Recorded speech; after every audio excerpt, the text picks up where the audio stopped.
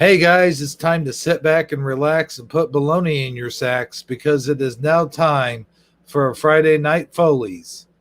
Here we go.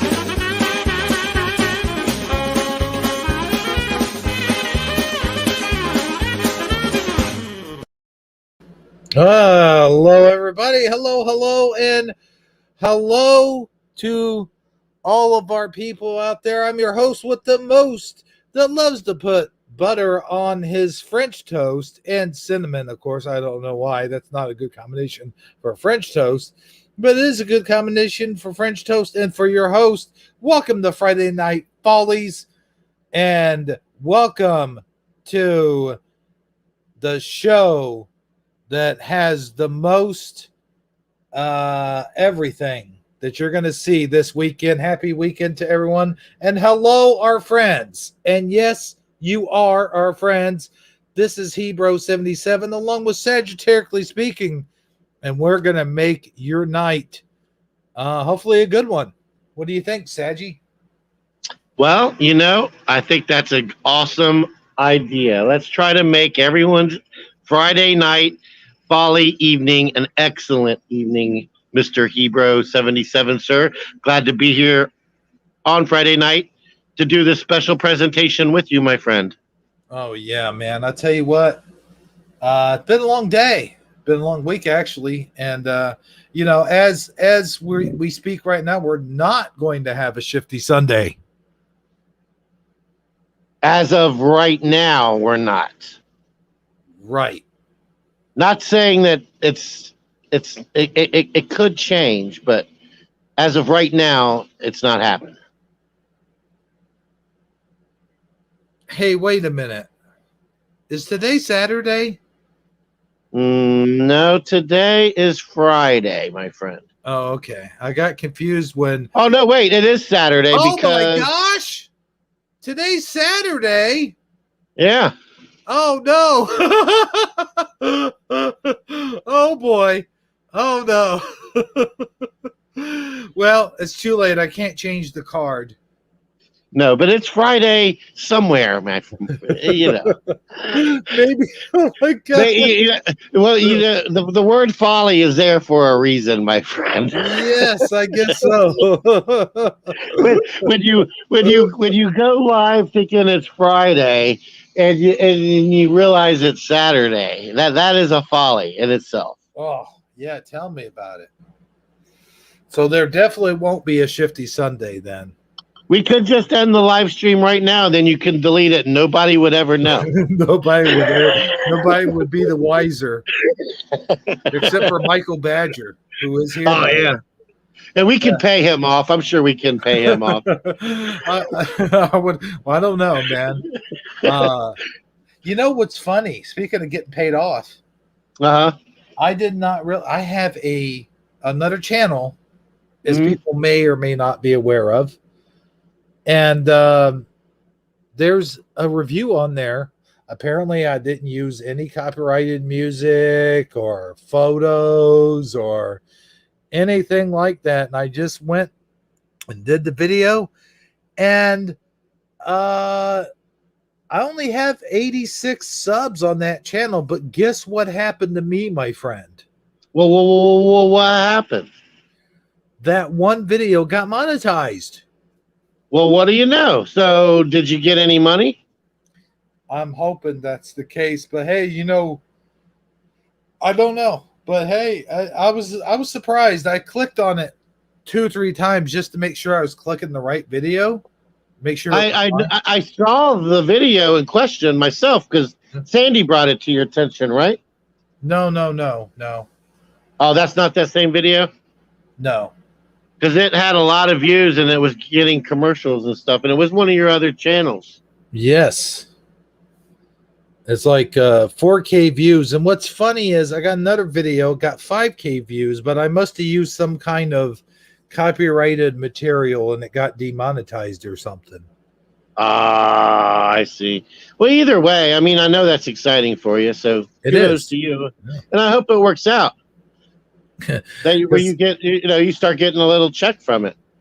Well, hopefully. But I'll tell you what is funny is like on this channel, I have some other videos. I think I have one video has 1 million views, but it's like I think there's some copyright claims on it. So I do have videos that have way more views than that one video, but they monetized it. So better watch out. But you know what? But still think about that for a second, man. You made a video. Yeah. With your camera. Oh yeah. You're talking. It's all all you made, and 1 million. Well, let's just assume it's been viewed at least 1 million times. You've made your mark in the world, my friend. Oh yeah. How many people can say I've made a video and 1 million people have watched it? Well, I'll tell you who could say that. Well, who can say that? Bone-breaking action. Can say that. Well, yes, he can say that. And there's lots of YouTube creators, but I'm just talking about, the average person, But guess who else can probably say that someday? Someday. Who's that? Michael Fontaine. Michael Fontaine.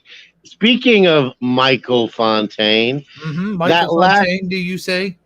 Yes, Michael Fontaine. Your most recent Mandela affected family video features the not only Michael Fontaine himself, but our play on what we do when we announce him in the shout out, where we repeat his name, where we feel like we have to be compelled to repeat Michael Fontaine whenever somebody says Michael Fontaine. If you know, then you know. If you don't know, it's that's the best explanation I can give you right this very second, and you'll just have to figure the rest out later. However, that video was so funny, man. It had me spitting out my drinks. I swear it was a really good one. Not that your other ones, are cat food or anything, but that cat food, yeah. Okay. but that one stands out above most of the others. It is a really good one. So anybody who hasn't seen that most recent episode yet, if you're watching this here and now, please make a point to go check it out. It would be the most recent thing that I think he's posted before we just went live, right? Yeah, I do believe. Yeah. So, man, but go ahead. That being said, we have a lot to talk about here tonight. We always got a lot to talk about. I'm waiting for us to go live and say, you know what, guys, we really ain't got nothing to talk about. So, hi. I want to start. I'll tell you, yeah, we should do that. Just go live. Like maybe it could be a Shifty Sunday or Taco Tuesday, and just be open and honest. Be like, hey guys, we ain't got shit. But I did have one other thing I wanted to add to the Michael Fontaine thing. I'm sorry. Michael Fontaine thing. Go ahead and tell us your Michael Fontaine thing that you have to say about Michael Fontaine. Well, it's not about Michael Fontaine himself. Oh, it's not about Michael Fontaine? No, it's not about Michael Fontaine, the person. Oh, okay. It's about Michael Fontaine, the character in the show. Yes, sir. Yeah.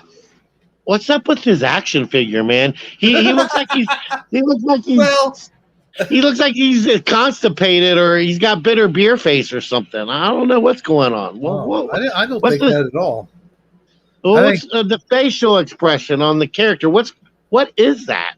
well, Get, first of all, what you have to remember is Michael Fontaine, not the person, but the character is Italian.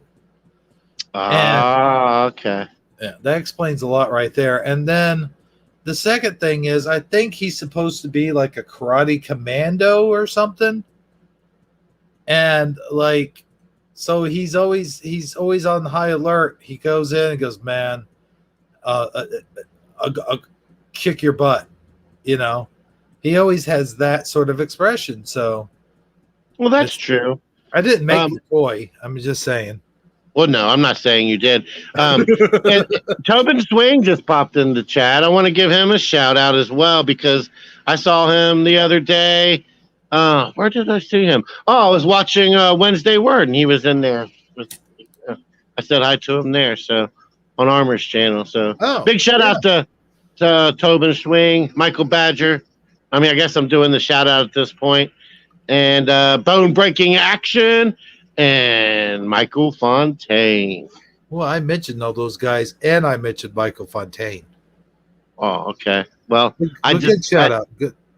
But yeah, I just saw Tobin Swing popped in. I wanted to say that. I'm sorry. Go ahead. We were supposed to have Keith's dad on the show, but I guess he's doing other things at another place, at another time, in another dimension. Probably for a little bit, just for a little while. Yes. Mm-hmm. But, I have noticed, and my town especially, that I went to the dollar store earlier today. I walked in there. I had my mask on. I had it all prepared because I got so conditioned, mind you. I'm doing the finger quotes. And to wear, I could see those finger quotes, yeah, my friend. But go ahead. I'm sorry. and to wearing the mask in that particular store, that I just had it on. I knew probably I had to have, but as soon as I walked up to the door, the requirement sticker was off the door, and I go, that's odd. But I just went ahead and went on about my business. I went shopping. I saw one person with a mask on. I'm like, well, there is one person with a mask on. But then I noticed things around me have changed. There's nobody wearing a mask anymore. And then I look over at the cashier, and even she is no longer wearing a mask. So I'm like, what's up? And then I noticed the other day, like even at Walmart, like in Target, like I walked straight in Target with no mask on. Nobody said anything to me. So I really think that things are starting to change, and for the better. Yes. Very true. Yeah, it's funny how like I know what you're saying about being conditioned. I personally don't fall into that category because I didn't go out and about enough and wear a mask often enough to actually get to the level of being conditioned. And I would, but I do know what you mean. Like you when you're out and about and you jump out of your car, you're running in the gas station to get a pack of cigarettes, and you're like, oh dang, I forgot to grab the mask. Because I would keep the mask on, like in the sun visor or hanging from the rear view mirror, which I think a lot of people do, or they put it on the gear shifter. You know what I mean? That's just keeping it close and handy for when you jump out of the car, right? Right. And I just, but they did pass the new guidelines, and apparently, if you've been vaccinated, then you don't have to wear it anymore. The thing is, it's an honor system, right? So, right, and so that really doesn't. I mean, I'm not saying people are dishonest, but you know what I think? I think that it's. Oh man, I don't even know where to start. I think it's all. I think it's one of those things where you just gotta realize that people once they get used to a certain thing, they don't. They like people actually have embraced the mask. There's people out there who don't Yeah. or are reluctant to take it off, even if they found it. It's became their security blanket, you might say, their binky, if you will. Mhm. And Yeah. I don't. And they feel like they feel uncomfortable now without one. Isn't that like all kinds of messed up? Yes, it is. Yeah. And I don't want to talk too deep into this, but we had my father-in-law passed away here recently, and I think I mentioned a little bit of it in the video, but I didn't mention who it was that passed away. And my And condolences, by the way. I'm well, sorry thank for you, your thank loss. you. Yeah, I appreciate that. I really do. We had the funeral, and that was another thing I was noticing at the funeral home. Like on the door, it said mask requirements, and I walked in there, okay, and I had my mask on, wearing it, but then I noticed everyone around us wasn't wearing one, so I said, "F it," I'm not going to wear one. But I noticed my wife and her sister were wearing their mask, and my daughter refused to take hers off. And I kept telling her over and over again, you could take your mask off. It's okay. Other people have theirs off. You could take yours off. And she just refused to do it. So she is conditioned. I don't want to say brainwashed, but I think she's conditioned to the point where it's almost robotic. Like she has to have it on at all times. Hmm. I agree with you, and in the sense that it's kind of here's my take on the whole thing, man. Mhm. I don't want to get too deep into the actual topic of mask, okay? No, no, But no. We don't I want to do want, that. but it actually it serves as an example to me. What I see when I see the when I reflect on the whole mask thing, right? Yeah. That's a perfect example of how much power and influence the media has over our consciousness and our belief systems. If it's on the news enough and enough talking heads are up there saying, posing something for us to do and or believe, we're naive enough to do it or believe it. And I'm not saying it can be anything. That's just an example. I'm not trying to say that anything's fake or anything. I'm not even going down that hole. I just keep it right here on calling a spade a spade. Point is, we're easily influenced, and it shows just how much influence the mainstream media has over society. If there is a great example for the ages to remember, this is that example. I mean, there are countless other ones. Don't get me wrong, but this one really stands out. You know what I mean? Hmm. Do you get what I'm trying to say, or am I even explaining myself But correctly? I don't. here's I'm not. here's the point I'm trying to make. Really, the big picture, and I do get your point, and thank you for expressing that.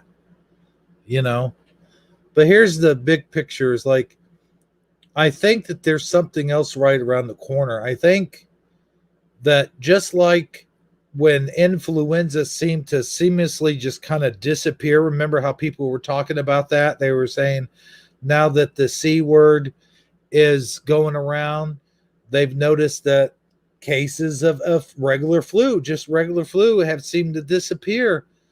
And I don't think that that's necessarily true, but I think the concentration was so much on the C word that it seemed like flu has disappeared. And here's the point I'm trying to get at. I saw an article come across my news feed, and now there seems to be a new flu going on. Yeah, I saw that article you posted, and I meant to go look for other sources, and I couldn't tell what that source exactly was. And I'm not saying that article is wrong or right. I haven't seen anybody else saying it besides that one article. So I'm leaning towards. I don't know how credible that is, my friend. Well, credible or not, I definitely want to read it to our audience because it is something new. I think that I found, discovered, and I think people need to be made aware of it. You know what I'm Yeah, saying? it's you know what? Even if it's not 100% legit, it's not so far fetched now that it seems like it couldn't happen. So, I mean, it's definitely something worth looking at because this is kind of like the writing on the wall. Okay, and what? Let me see what the art Sci Tech Daily. Okay, well, you know what? That doesn't sound too. Let's check it out. Let's see what they got to say. You want Well, me to maybe read it, or are you going to read it? I'm gonna read it, my friend. Okay, I'm all ears. And when we get to the picture, you'll see how it kind of resembles a certain uh thing that we know. That's Anyway, You mean uh, it's kind of spiky? Is that what you're mm, trying to say? Okay, yeah, all right, that's all right. so global spread of the highly pathogenic H5N8. I just love how they give these things like serial numbers. Avian influenza virus is a serious public health concern. Okay, by American Association for the Advancement of Science. Ooh, infectious disease public health. Uh, you know the thing. So here's the picture of it. And you see what I mean? It kind of reminds you of a certain thing. I've seen something. He looks like he might be a distant relative or a third cousin, maybe. So I'm going to read this article. I don't know how long it is. I may not read the whole thing, but I'll read it enough to where people get the point.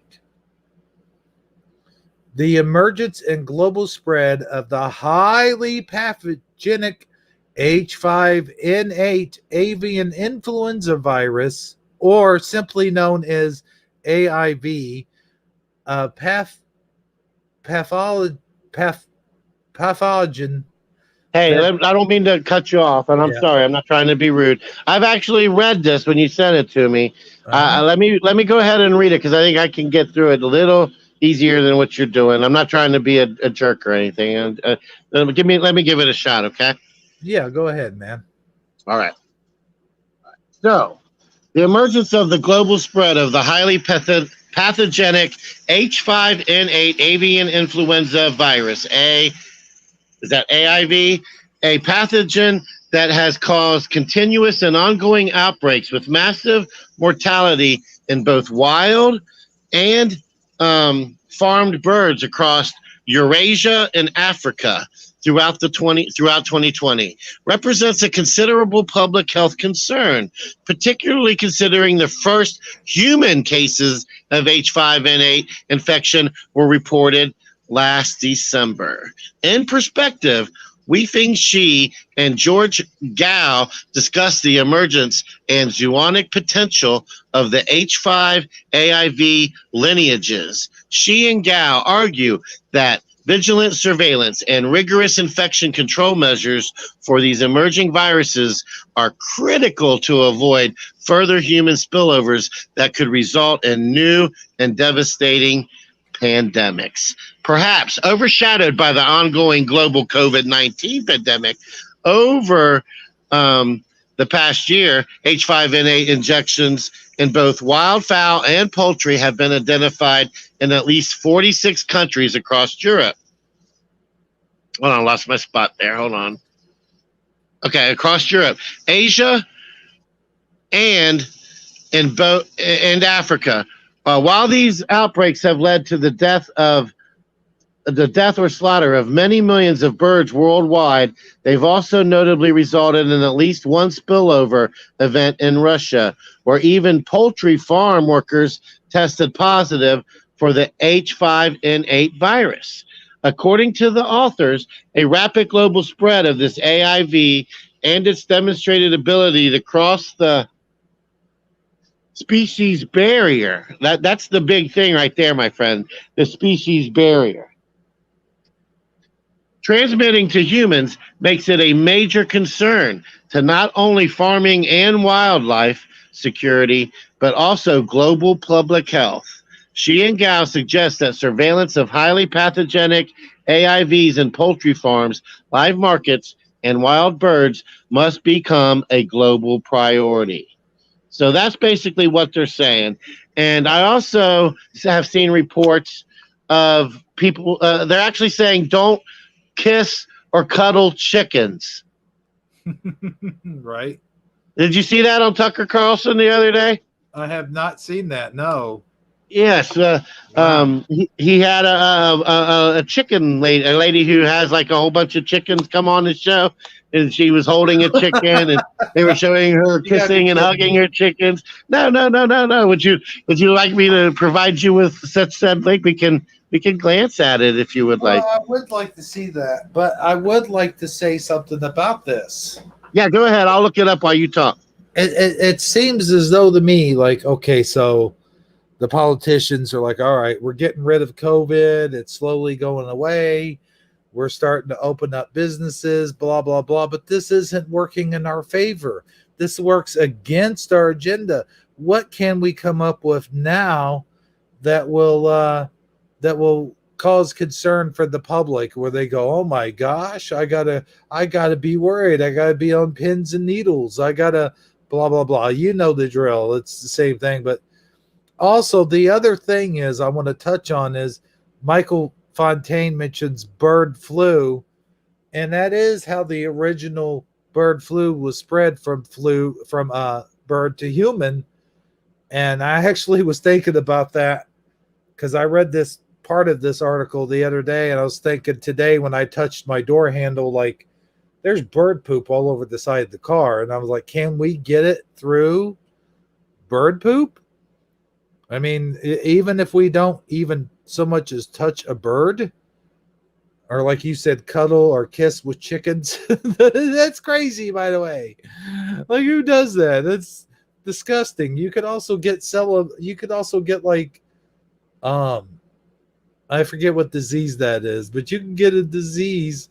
I think you can get chlamydia from chickens, from close contact with chickens. I'm not saying that like in a sexual way. I'm saying just like their feet, like through their poop and stuff, because that's what I read a long time ago when I was studying human infectious diseases. Yeah, I'm not sure about all Yeah, that. yeah, whatever. But to But keep this chicken thing going, mhm. look at Hangouts. First, look at the bottom link that I just sent you. We'll look at the chicken warning, and then we'll watch the video with the chicken lady. It'll be better if we do it in that order. Okay, wait a minute. The link, Yeah, the link in Hangouts. I sent it directly to you. right? It's I the got it most here. recent thing. Okay, click on that. The bottom one. Okay, the bottom one. Don't kiss your chickens, the CDC says. Mm-hmm. Yeah, let's look at that real quick. Salmonella, yeah. Okay, let's see here. Yeah, I was aware of that. The salmonella one. Well, who does this? Except for maybe Gonzo. You know, Gonzo is married to a chicken, but I think Gonzo's also a bird, so that makes sense. This is like a form of bestiality, isn't it? I am sharing, aren't I? Oh, I was muted and I didn't realize it. I'm sorry. Oh, okay. All right. So this did just come out on May 22nd, 2021. Don't kiss your chickens. All right. Let's see what the article says. All right. As egg prices soared and pandemic isolation grew, many Americans moved from co-op to coop and became chicken owners. But people with chickens in their backyards should think twice about giving them a peck. You hear the play on words there? Uh-huh. The Centers for Disease Control and Prevention is warning people to refrain from snuggling back with backyard poultry, citing concerns that the chickens may be spreading salmonella. The CDC warned that backyard poultry owners should take special precautions when handling their animals after they after 163 confirmed cases of salmonella reported in 43 states. Don't kiss or snuggle backyard poultry, and don't eat or drink around them. This can spread salmonella germs to your mouth and make you sick, the public health agency said. All right, so I don't know. You Do would you think really that. do you really think people out there, kissing and snuggling chickens? Have you ever even approached a chicken? They run away. Yeah, they. They're not somebody. A chicken is not like a free range chicken or a chicken out unless you bring it in your house and you actually make it a pet. I don't see this actually becoming an issue. I think more of what this is predictive programming. I think that this is what you just read, that article, in this article here. I think that they're kind of like they're painting the picture for what may be on the horizon. You see what I'm trying to say here? Oh yeah. Not that there's not any legitimacy to it, but it's maybe the new narrative that they're coming up with is what I'm trying to say. Now let's look at the link above that. Let's have fun with the chicken lady for a second. All right, let's take a look at that. Let me get it going here. All right. This comes from Fox News. Tucker Carlson, of course. Let me get that on the screen here. All right. Fox News. I hope they don't sue us. All right. I think we played Fox News before. Yeah, just skip a little bit out of. Don't play the very intro with their music and everything, if there is one. There we go. Into what the CDC has to say about our life.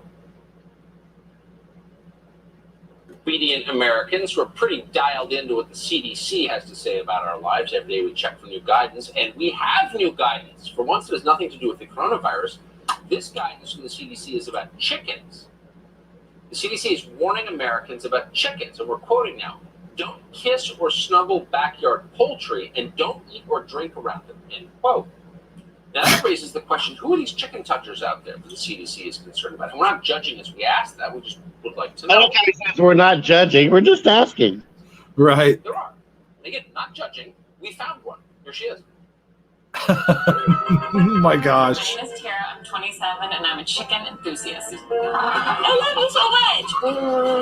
My chickens are like my babies. Since I don't have human babies, these are my human babies. I hate when people say that. When they say, oh, my dog or my cat or, my iguana or whatever, that's my babies. That's my dogs are my kids. That's people that's never had kids.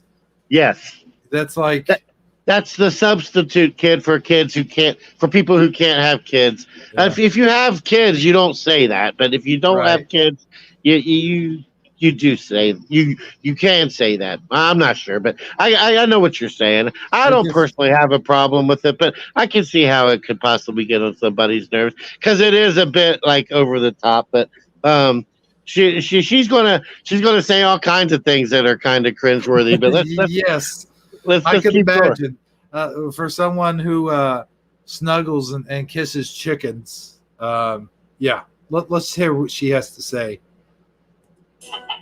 I have one special chicken. Her name is Sheila. She stays in my room with me. She does everything with me. This is Sheila.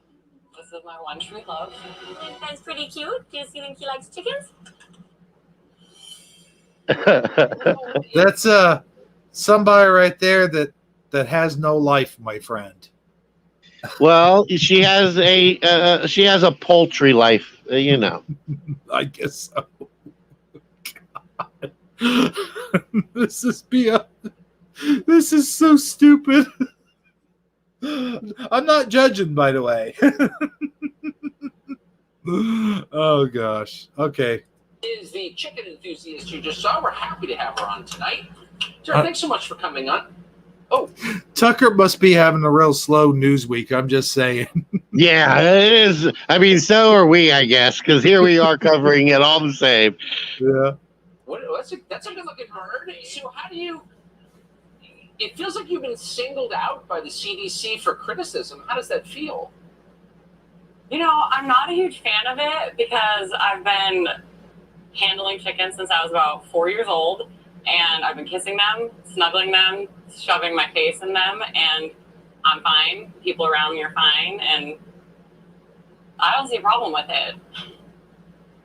I mean, you're living the way people used to live. I mean, human beings have a long history with poultry. It's a domesticated animal, right? Why do you think there's the concern now? Why are they coming after you now, the CDC? I think that maybe they're just looking for something else to control, and I'm not a huge fan, and I don't support it. So I'm just going to keep doing what I'm doing. I'm going to keep loving on my birds and showing them my affection. So what she's saying is, in short, she's given the CDC the bird. She is definitely giving the CDC the bird. She is flipping the bird, my friend. Uh-huh. She's flipping it, smacking it, flipping it over, and rubbing it down. Uh-huh. Mm-hmm. But tell us what you are doing with those birds. I mean, does that bird? Who is that? Is that Sheila? No. This is not Sheila. This is Bad Boy Halo. This is one of my roosters that I hatched back in February. And he basically just makes me babies, and he's a real important in my flock. Real important to my flock. So he's the head cock in her flock. He is definitely the head cock in her flock. What kind of pet does he make? I mean, for people who are thinking, people think of chickens as eggs and dinner. Right. Describing a whole new way of looking at chickens. Are they good pets? I fully support everybody owning a chicken in their lifetime. They are way smarter than people give them credit for. You know what? I gotta say, my sister had some chickens at one point, and I could see like getting the benefits from getting farm fresh chicken eggs, and also they're a great workout. They're a good way to train you for a boxing match, for an example. Like in the Rocky movie or whatever. Yeah, sure. Mm-hmm. Did Rocky chase chickens? I don't remember that, but oh yeah, Rocky 2. That's what the reference comes from. Yeah, I figured as much, but I couldn't remember exactly. All right,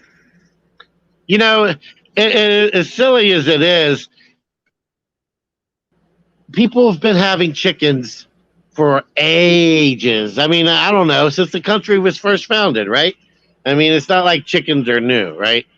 Right. So, and that's true, but I don't. And how many people have gotten salmonella from chickens up until just recently? I think maybe there's probably a better reason why salmonella cases are spreading than a rash of people suddenly becoming chicken lovers. That just don't seem logical to me. That a few more people having chickens in their backyard doesn't necessarily mean salmonella cases should go up like that. Because, well, I don't know. It all just doesn't make any sense to me. I mean, it's a fun story and it's fun to poke fun at, but I'm just trying to figure out how we're supposed to take this seriously. Well, I mean, the only way I could see is like you get it through their poop, like you get it through their. If you handle them and not like wash your hands, or if you handle like cleaning up their poop like with your bare hands or something like that, I guess. But who does that? Exactly. That's what I'm saying. Is like it would be highly unusual to get it. Yeah. Especially if you know what you're doing and you've raised chickens your whole life, like she has, obviously. Let me say this. Let me put this on the table also. a lot of people raise chickens and they may, like, I don't know, pet them or something or whatever. But I don't think a whole lot of people consider them as pets and like snuggle with them and kiss them and stuff. You know what I mean? That's just my opinion. I'm just throwing that out there. Okay. All right. Well, I think you can watch the rest of this if you want, but I think we've gotten the gist of it. Oh, yeah, pretty much. Yeah, so let's see what we got here. Well, we got one sticking with us. That's good. I did notice that our chat has died down. They all sort of like disappeared, you know? You ran them off with that flu scare, man. I guess, yeah. You freaked them out, man. No, I'm just kidding. No, I don't know. Well, maybe it's Friday night, man. Who knows what's going on? Everybody and their brother's probably live. We got a lot of competition out there, my friend. Oh, yeah. Well, I just sent you a message in private messaging. Okay, yeah, I saw that. And I don't know who Brain is. Oh, I meant Brian. Oh, okay. I put Brain. Oh, man. Well, you know, the Go, you know the thing. Did I squeeze that in there right before it played or not? I'm not sure. I'm not sure all the way. Okay. But I do know, speaking of that, the thing, you know, the thing. Go, you know the thing. I do believe we have what I would call some weird and funny Biden moments. Yeah, you know, it's funny how I get. Okay, so there's a couple issues I have with Biden. Okay, I'm not even caught up on political stuff. Let's get past that, okay? Right. Could care less about the Republican, the Democrat, all that crap, okay? Let's not even worry about that, okay? I'm not even on that. And this isn't about politics. It's about appearance. It's about maintaining a certain level of I don't know, of presidentiality. You know, an American president should carry himself in a certain way. He should have a certain, I don't know, strength about him, a certain admirability. And the more I watch him, the more I feel like he puts out an image of weakness and just not a good image at all. However, he's been working on his image, my friend. He's going out there. He's trying to take that. He's heard our feedback, and he's trying to improve upon that image. And we got some video footage of him trying to do just that. I have it. I got something funny to tell you. As we speak right now, I have it on my local news because I was watching the Cardinal baseball game, and the local news just came on, and guess what they're talking about? What are they talking about? Salmonella through farm-raised chickens. Yeah, it's a hot topic, my friend. I guess it is, and I did say in the description we would be talking about hot topics. Well, there you have it. So, Michael Fontaine, let me address a question real quick. Go ahead. He's wondering what swine flu looks like, and I think what it looks like is there's a big ball with spikes coming out of it, just like the other flu we looked at, except it has a pig nose and two pig ears, I think, shapes on it. You know. Oh, I thought it had little like curly cues coming out of it, like little pigtails. Oh, yeah, that too. Yeah. But no, in all seriousness, though, let me go ahead and look it up real quick while you talk. All right. Swine flu, huh? Swine flu. Swine flu, my friend. Mm. Okay, here it is. All right, let's see it. Let's take a gander, if you will. I know that's the wrong terminology, but let's take an oink at this. I don't know. I'm trying too hard, maybe, but here it is. I like that oink. Yeah. Yeah. Swine flu. There you go. Yeah. That's what it looks like. It don't look so tough.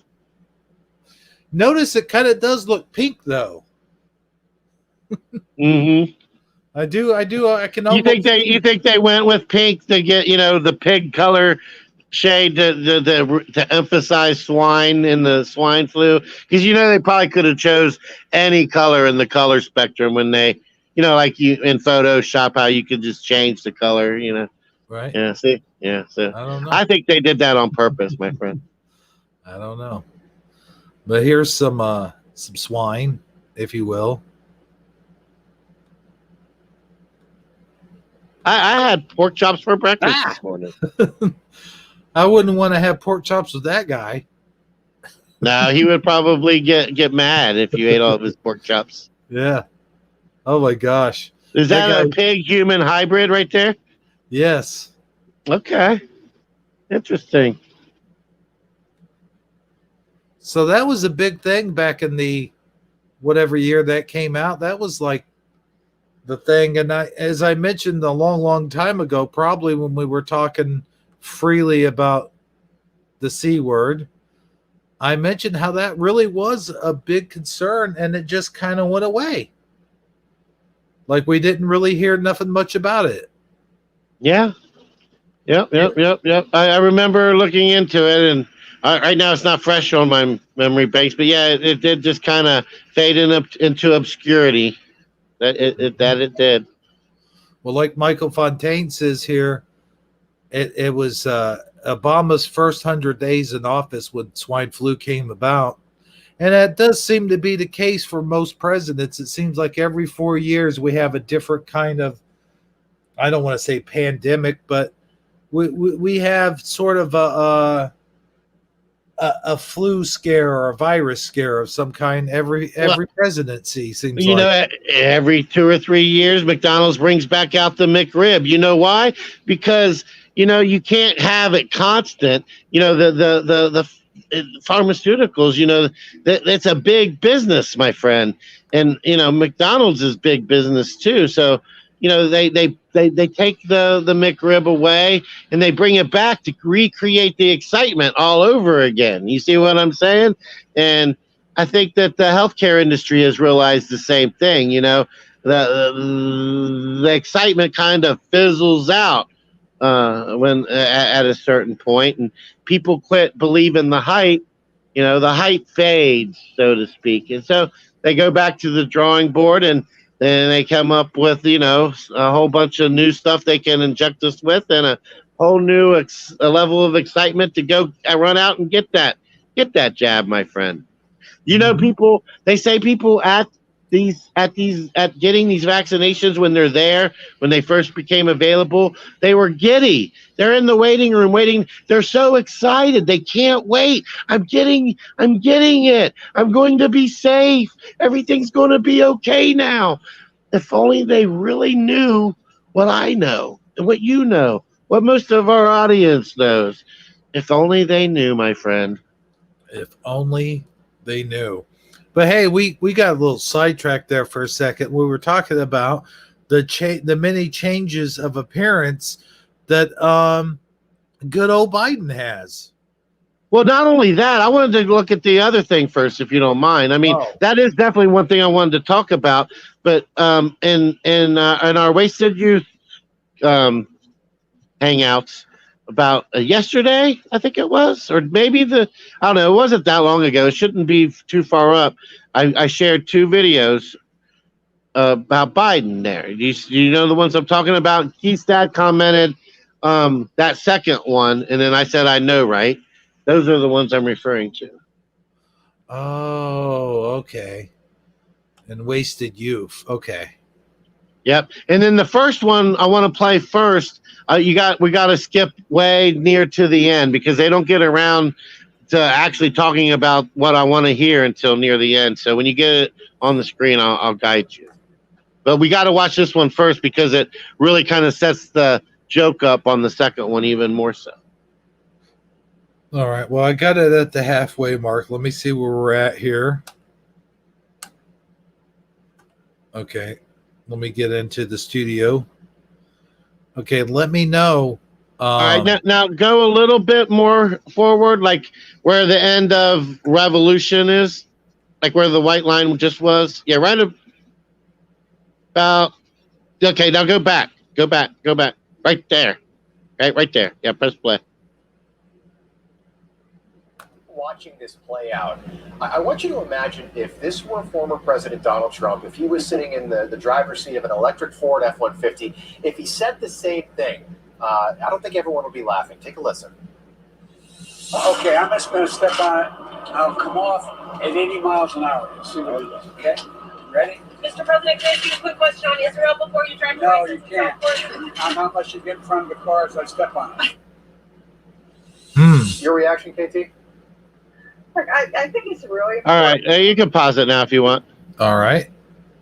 So basically, here's the long and the short. Joe Biden's trying to improve his appearance. He's out there in the brand new Ford F-150, setting up reporters to come check him out with his shades on. I'm driving the truck. I'm a cool president. Don't I look cool? I want to say cool things. He's working on image control, right? I mean, that's basic. That's what's happening there. But you know what? The sad thing is, even that moment right there that you just watched, that was a facade, my friend. I don't want to give too much away, but now let's watch the second video. All right, loading up second video. I want you to see. All right. And first we're going to show you all the stuff Vladimir Putin is doing to make his image look good. I guess we can include that as well, but that's not really the main focal point of what I'm. At the end there, it reinforces the rest of it. So I guess we can just let it play if you want. It's totally up to you. This to really understand how frail and hopeless the US president is, and how the Democrats continue to try and cover it up.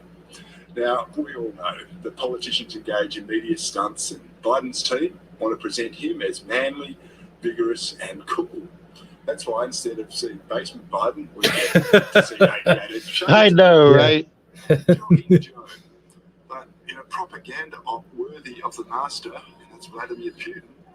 Actually, I want to show you some of Vlad's best work. There, have a look at this before I go on. Riding a horse. Here's Vlad fishing. Here he is curing coronavirus patients. And of course, he discovers ancient artifacts on his snorkeling trips. He shoots arrows at sea creatures. And he occasionally is bikey Vlad. He's so vigorous, he scored 8 goals in an ice hockey game. Oh, man. He's only 69, so he can do all these heroic things and more. The poor Joe Biden, well, he's a decade senior, so it's enough for him to take a brand new electric Ford F-150 pickup truck for a drive. It's a good looking vehicle too. Here's the interior, you can see that. And here's All right, you see that right there? Yeah, Now watch this. There's something a little funny about this video. Biden's hand is on the wheel, but he's not actually driving. This particular vehicle has 2 steering wheels and is in control. It's actually being driven by the bloke in the seat next to him. Aides won't trust Joe behind the wheel on a closed motor circuit. Why would we have confidence in him leading the free world? Yeah. Yep. Yeah. That's crazy. They're saying Putin's out there wrestling bears in Russia, and Biden can't even drive the car, my friend. No, I don't know. And he's supposed to have his finger on the button of the nukes. I don't think so.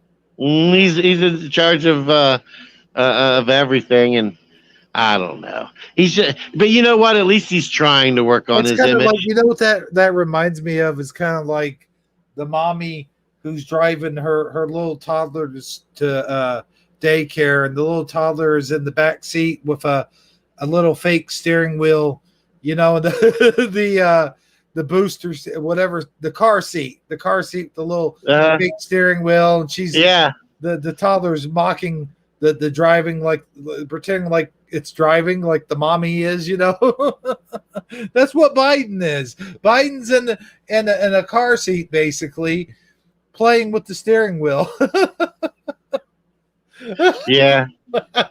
Yep, that's what's happening right there. But you got to also realize that the kid's got on sunglasses and he's smiling for reporters because he's so cool in his little car seat driving the steering wheel. Yeah.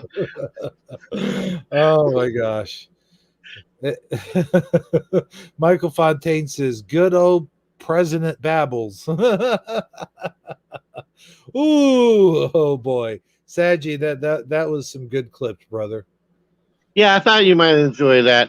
Then, I mean, if you want to bring up the Laura Ingraham thing now, that would be cool because shout out to the channel Gypsy Road. I've known about the channel for a while, but I've just recently started actually paying attention to it and getting involved in being in their live streams and stuff, not as like on it, but in their chat room or whatever. And I really enjoy the channel, and they were talking the other day on one of their most recent live streams about body doubles and different and things of that nature. And then I remember hearing on I think it was on Scare Performance Channel in a recent broadcast how they think Biden has changed. Like he don't look anything like the Biden from just a couple of years ago. Well, on the news today, apparently he was known for the longest time as a presidential candidate back in 1988 when he was running back then, as he was famous for plagiarizing other people's speeches and using them as his own, even so far as saying that his not my dad, but my grandpappy was a coal miner. And then it turns out his grandpappy wasn't a coal miner and all that kind of stuff. And it gets reinforced and said in the clip. But the thing is, I noticed that guy that was saying that back during 1988. And I get 1988 was a long time ago. And people do change their appearance somewhat as they age. But I can tell you, I've seen a picture of my grandpa from 30 years ago, and I would recognize him today if I, even then, if I hadn't seen him for 30 years, because he's the same guy. Sure, he's he's a little bit more frail. His hair's a little bit more white, and his posture has changed, but he still looks like the same guy. You know what I'm trying to say? And I noticed in this clip that he don't even look like. I mean, you can actually see his eyeballs. You can see what he looks like. And I don't know. I honestly am starting to become a fan of maybe the Joe Biden of today is not the same Joe Biden of yesterday. And I want you guys to watch the clip, judge for yourselves, use your own discernment. But tell me this isn't kind of weird and that this.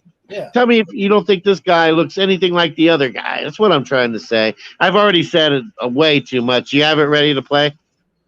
Oh, yeah, I definitely do. And I got to say, I've seen this, like people talked about this before on other channels as well. And they talked about, they had photo comparisons and other videos and video comparison and showing like it was other videos and not just conspiracy theorist videos like the ones that we watch, or not just conspiracy theory channels, or not just Mandela effect channels either, my friend. There's even channels. Yeah, and even on this clip here, the lady, Laura Ingraham, is that her name? Yeah. She says he looks so different. It's even obvious to her. Yeah. On this, so let's take a look. This is, of course, another Fox News clip. There we go. Let's go ahead and share it. Fox News. Laura Ingraham. Oh, boy. I sure do like Laura Ingraham, let me tell you. I noticed when I was watching this clip that she uses the same vocal tones and inflections presenting her information as Tucker Carlson does. It's almost like they came from the same school of talking or of broadcasting, let's say, because they use the same cadence and voice inflection and separation of the words and like the when they enunciate the word and stuff. You remember how we were just watching the Tucker Carlson? Kind of try to be mindful of that when you're listening to her talk. Tell me if you agree or not. Well, I don't know about all that, but I know that she looks a hell of a lot prettier doing it. Well, yeah, I mean, that's an obvious. But no, for real, with this particular time watching it, tell me if you think if you notice any similarities between the way she says things and how you know Tucker Carlson to talk. Being mindful of it, see if you pick up on it or not, okay? All right. I sure will.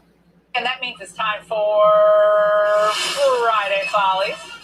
And for that, we turn to Fox News contributor Raymond Arroyo. All right, Ray. I think that's why we called this show Friday Follies instead of Saturday Follies. Yes. This is why. Not because we thought it was Friday. Duh. I mean, come on. Who would think that? I mean, we know what day of the week it is.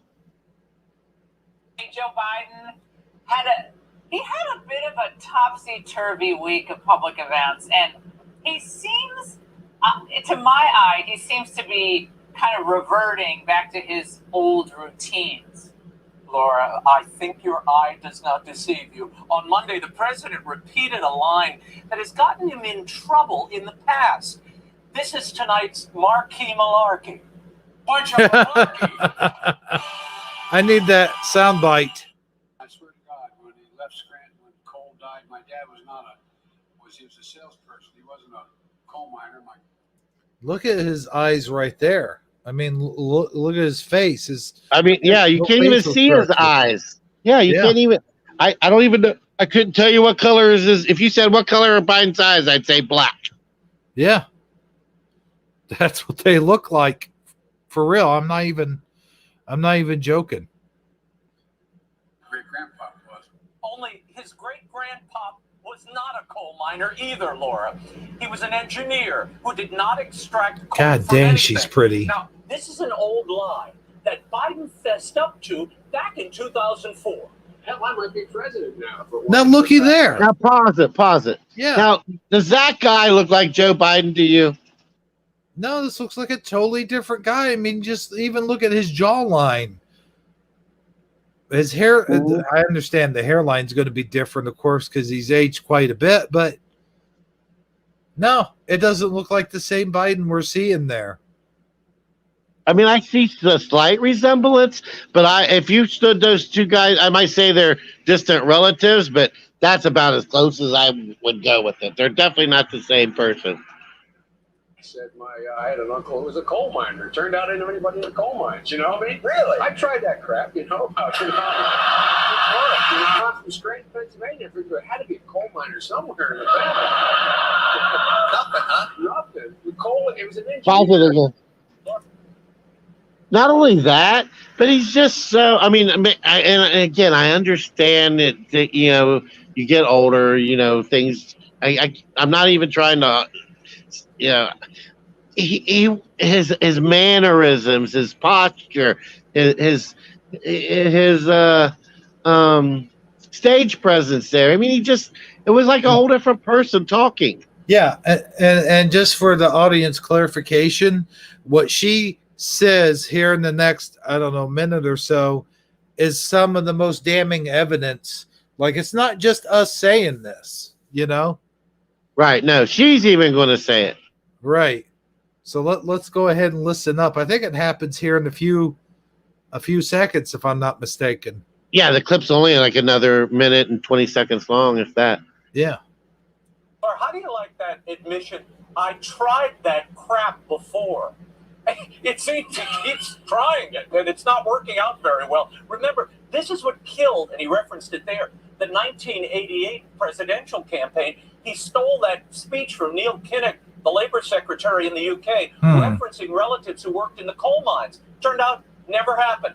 And the Washington Post this week, they said, well, Biden went too far, but we're not giving him Pinocchio. Oh, my God. Unbelievable. No, wait. First of all, I keep Here it is. Here it is. Right here. seeing him, and now that was 17 years ago. Okay. Well, he wasn't a spring chicken back then, but doesn't it seem like, number one, aging is tough, right? That's for all of us. Aging is tough. But my goodness, he's like a different person. Doesn't look like the same person. Laura, whether Boom. Right there. Let me rewind that. That to me speaks volumes, because this is a person that's not Mandela affected. They don't go around wearing the tinfoil hat 24/7. No, I checked with the Tinfoil Hat Club. She is not a member, my friend. Yeah. So, I mean, this is like just a mainstream person saying this. right, that's for all of us, aging stuff. But my goodness, he's like a different person. Doesn't look like the same person. Laura, whether it's due to his age or his mental state, we are reaching a place with President Biden where, to him, the plagiarized personal narratives are fusing with reality, but it doesn't make them true. These days, facts and names, they're all elusive. She must be using some kind of shiny lip balm or something. Right there, we play that last thing he just said. I think he said facts and names, they're all an illusion. Is that what he says? Oh, yeah, you might be right. Make them true. These days, facts and names, they're all elusive to him. This is the president from Wednesday. Listen. And Mayor Pasao, I want to thank you for being here. I know it probably embarrasses me to point you out and say that, but you predicted and practiced your disciplines on land and sea. You've shown that you are salty. Sown? Yeah, he's struggling a little bit. Yeah, more than a little bit. Thrive throughout their careers. It's a Chinese saying. It says, women hold up half the world. It's an absolute stupid position not to make sure they represent at least half of what we do. There's a lot of absolute stupidity there, Laura. Firstly, he is quoting Mao, the Chinese dictator, and that line says, women hold up half the sky, not the world. By the way, that bit of Chinese... Get it right or pay the price, Biden. Right. That was intended to push women into the factories. He loves borrowing lines from foreign politicians. Doesn't matter who they are, just take the line and make it your own.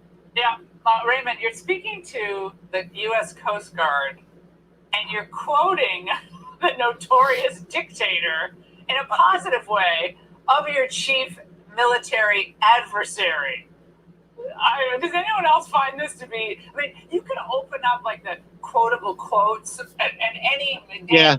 Gosh, just the way she speaks, man. It just. So you got a man crush on Laura Ingraham, huh? Huh? How would that be a man crush? Wait. Yeah, I don't know why I said that. But you're feeling Miss Laura, okay? Oh, See, yeah. her jaw is just a little bit too I don't know, too pronounced. She looks too masculine for me, but I can see how someone would find her attractive, though. She's a good looking MILF. I'm telling you.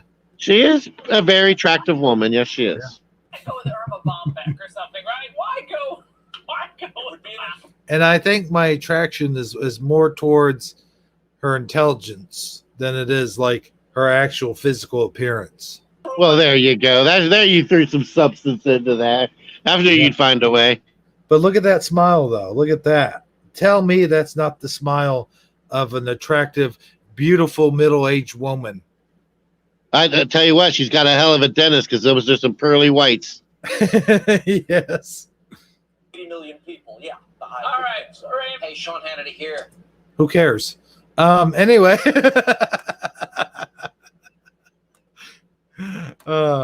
Definitely some good eye candy, but not Sean Hannity, but Laura Ingraham.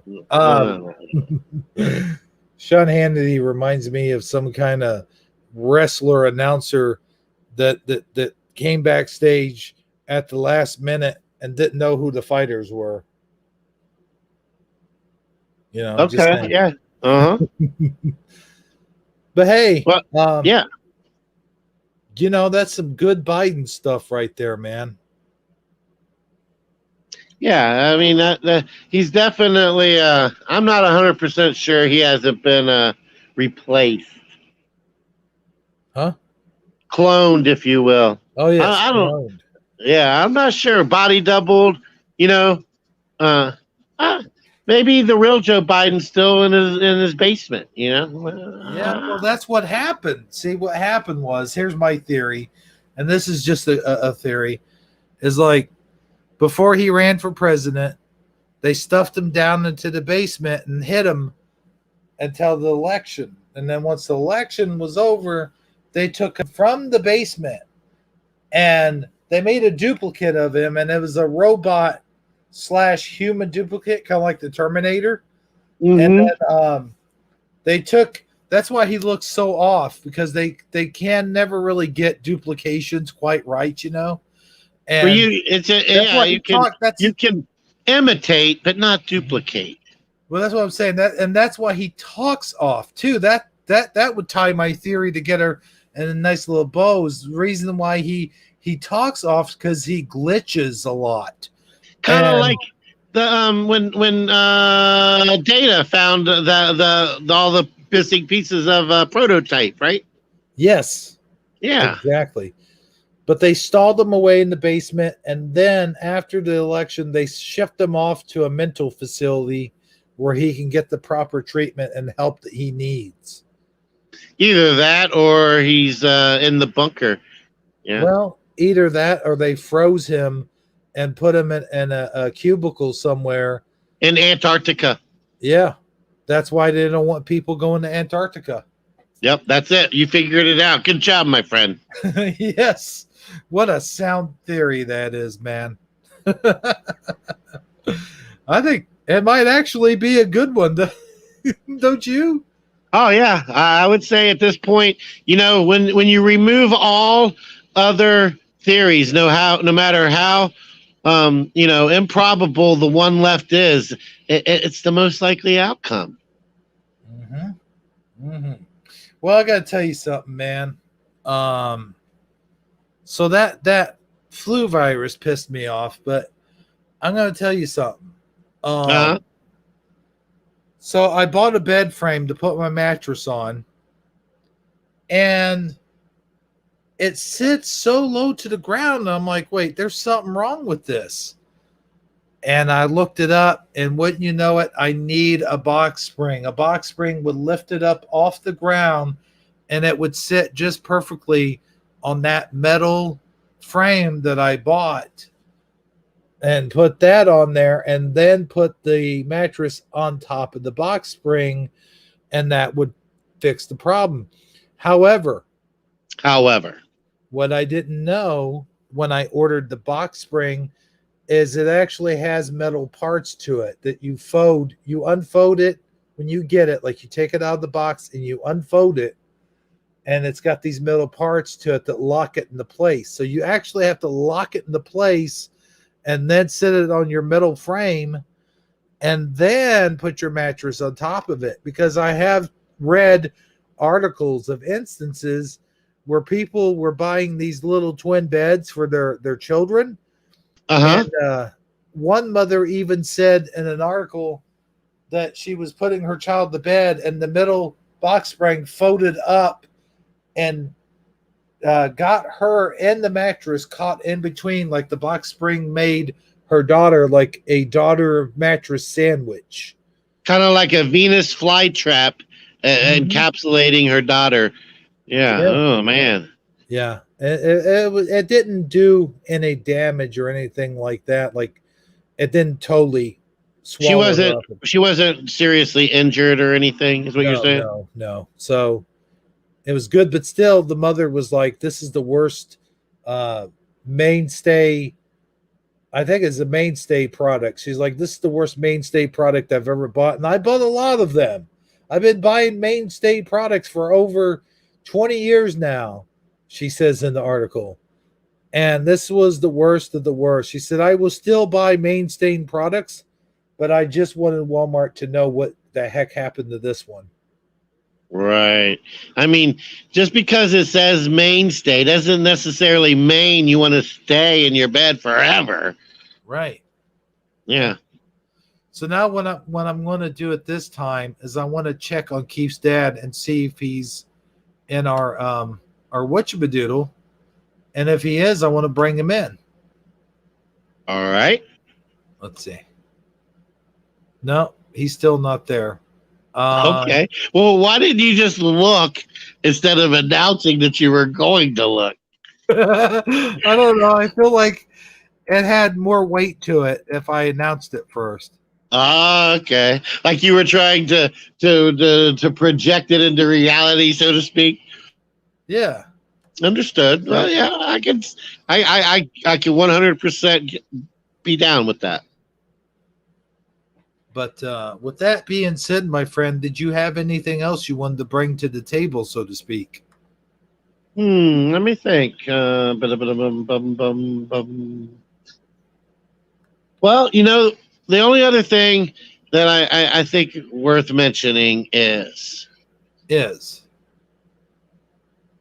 as much as I have fun, talking about all these different things that we talk about, and all the stuff that's going on right now with the world and all that kind of stuff. There's a volcano erupting right now. There was a huge earthquake in China yesterday. We have this whole Palestinian Israel thing. We have this whole thing with Russia. We have this whole thing with China. We have all of these issues going on. And I'm not saying they're all distractions because they're all significant events. But what it's telling me is that we really need to find our way to God, my friend. I think we need to spend some time alone with the Father. I think, and like Armour would say, I think we really need to come to peace with the reality, so that we don't live in fear, so we can wake up and we can see all of this stuff and still have some serenity, some peace of mind that everything is going to be okay if you're right and you're following Jesus. And I wanted to just we haven't mentioned that in a while, and I felt like it was worth mentioning, my friend. Well, I feel like that's a good thing, honestly. And like I said, my father-in-law passed away here recently. That's what everything was all about. And but my brother-in-law, who is still in the coma in the hospital, and they don't know if he's going to make it or not, and the whole family's devastated by it, of course. And I'm not saying that they gave up, but they pretty much have him, their hopes are down. Like, they know pretty much, the worst is going to happen. But in spite of all that, I still have him in my prayers, and I pray for him every night before I go to bed and every day when I wake up in the morning. And I really, truly think that God is going to bring him out of this coma. And, God can do things like that. And if he doesn't, then it's not in his will. Like, it's not God's will to do so. So I have been thinking about God here a lot lately. And less insignificant than that was like just the little things that God helps us out with throughout our days to get our days done. Of all the stuff that is going on, the little things can really add up. And I'll give you a small examples. Like the other day, and I've told you about this, and I even told you about the good news that happened after it happened, but I lost my wallet Wednesday night, lost the wallet, couldn't find it anywhere, tore it apart for 3.5 days, almost 3. I guess this would be the third day. Tore it apart for 3 days trying to find this wallet. And yes, it's just a piece of letter. But it does seem to have a significant amount of my life in it. Like, your social security card, your medical card, your driver's license, and other little things like maybe pictures or something like that you cherish, and as insignificant as it is and the small thing it is, it's that one thing that you don't need to have piled on to all the other big things that are going on. You know what I mean? Yeah, it can. I mean, the proverbial straw that breaks the camel's back, so to speak, right? So I did pray for that wallet, and I know that seems silly, but I did ask the Holy Spirit, please help me find my wallet, and he did. He helped me find the wallet. For some reason, told me to go to a specific drawer, which I always put it in this drawer, but I looked through that same drawer like 15 times and never saw or anything. But then I understood that the drawer was kind of stuck. I'm like, well, why is this drawer so stuck? Because what I was going to do, my intentions was to empty the drawer onto the floor, and maybe after all those papers and everything, I'd find my wallet, right? So I go and I try to get the drawer out of the dresser and it won't budge. I'm like, what the heck's the matter with this thing? So I pull and I tug and I pull. Next thing I see this black thing like in the very back of the drawer. I'm like, holy crap, is that my wallet? And then I pulled it a little bit more, and sure enough, there was my wallet in the back of the drawer. And again, like I said, it's a small, insignificant thing, but like I said, I'm repeating myself here at this point, but when you have much larger things going on, like your brother-in-law's in a coma and your father-in-law passed away, it's those little things, just those little things that if you can have the little things sort of solved in your life, then the bigger things don't seem so big. You know what I mean? Well, and it works both ways too. A lot of times, whenever something like that happens, you realize how petty a lot of things in life really are in the big scheme of things, So I totally understand what you're saying. When you're going through everything adds up. I mean, everything from, the cleanliness of your house to how much money's in your bank account to the condition of your car to what, everything adds up. The status of your relationship, how you're stressed from your job, if you're working, all of that stuff comes into play. So I totally understand what you're saying. I want to not take away from what you're saying there. I want to give a shout out to System Failure. He's been commenting up a storm while we were talking there. Yeah, I wanted to address his the thing that he said. I just wanted to say I appreciate your prayers, sir, and your kind words as well. Yeah, he's been doing a lot over there on his channel. I don't watch every single one of his videos. I'd be lying if I tried to pretend that I did. But I do check in on his channel, on a regular basis. And he's really been working on his DJing and remixing skills. And he's progressing. He's not quite Dr. Dre level just yet, my friend. But he's definitely improving. And I guess what I'm trying to say is just keep going at it, man. I used to do what you're doing now. I did it for a long time, back when back in the 90s and early. Like I quit doing it around 2002, 2003, DJing and stuff like that, writing songs and producing music. But I see that you're making progress, and I think that you're on the right track. And I just wanted to tell you, I have a lot of appreciation for what I feel like if you keep at it, you're going to keep getting better. So don't quit now. That's all I'm saying. Well, with that being said, we do have a show to do. And I have found this article that I found interesting, and you might find it interesting as well, my friend. It has to do I find it interesting simply because you found it interesting. Well, I don't know. You might change your mind after I bring up the subject matter of the article has to do with. Yeah. Space. The final frontier. Yes. Yes. So here's what is going on in the space world today. NASA. Why did I say NASA? NASA traces sources of mysterious fast radio bursts, sending signals to Earth, my friend. It's not the first time I've heard of this.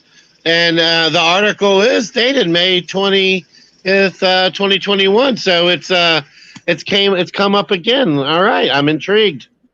So there is a video there. We're going to play the video, of course, but I do want to read this little thing here. It says, "Don't panic." Well, okay, I'm not. But mysterious sources have been sending radio signals to Earth for years. Yeah, I kind of knew that. Now, scientists have tracked down some of their origins, and they were surprised by what they found. And no, it's still not aliens. Well, then why talk about it, my friend? Well, here's why. Using NASA's Hubble Space Telescope, astronomers have traced the locations of 5 deep space signals known as fast radio bursts, or otherwise known as FRBs. In a thousandth of a second, these powerful blasts generate as much energy as the sun does in an entire year. All right. I just got one question. One question. What the heck does NASA have against Arby's?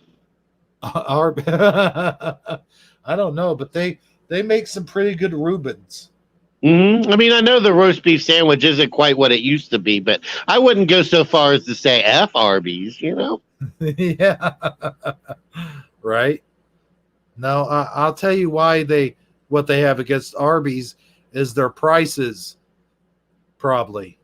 You know? Yeah. Yeah, get it right or pay the price, my friend. But yeah. back to space. What's going on with these fast burst radio signals, my friend? I guess we're about to find out. Here is a video. Oh, I hope this isn't copyright. In Space Watch, astronomers say they've been receiving radio signals from a distant galaxy. Scientists with Canada's Chime Observatory say one of their telescopes picked up 13 bursts of fast radio waves known as FRBs. The signals came from a source 1.5 billion light years away. Wait, stop it right there. Doesn't that look familiar? This image here? You mean like a sperm? No. Oh, okay. Well, what do you mean? This looks like the USS Enterprise. Ah, okay. I thought maybe it was a projectile. But maybe I'm not seeing it the same way you are. If you look at it real closely, let's get a... Oh, okay. The pause button was in the way. A similar event has only been reported once before. Physicists believe merging neutron stars are likely behind the disruptions. There you go, Jimmy Neutron. Yeah, that was a really neat cartoon we just watched. The hell? Okay. So, well, there you have it. My favorite thing about space is the high-techness of the cartoon imagery. So you have... I'm going to continue reading this stuff. Around 1,000, it says, I think. 1,000 Arby's have been detected since the first one was discovered in 2001, but they are notoriously difficult to track because they disappear in an instant and without a trace. Only 15 of them, my friend, have been tracked to specific galaxies. Scientists are interested in tracking where these intense pulses are coming from so they can determine what kind of cosmic events trigger them, my friend.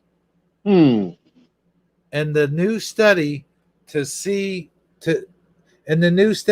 to publish in the Astrophysical Journal, researchers using Hubble's Wide Field Camera 3 were able to pinpoint 5 out of 8 recent Arby's to their host galaxies, as well as the kinds of locations they originated from. One feature of all these distant galaxies is their spiral arms where stars form. And here's some pictures of those stars forming, and I wanted to talk about these pictures. All right, yeah, let's talk about it. This first one you see here kind of looks like a woman's vagina. What? Is that what you? Yeah, that's what I see when I see that picture. All right, well, that's not the first thing. It's like the ink block thing, What do you see? Well, you see, I would have said, I don't even know what I would say.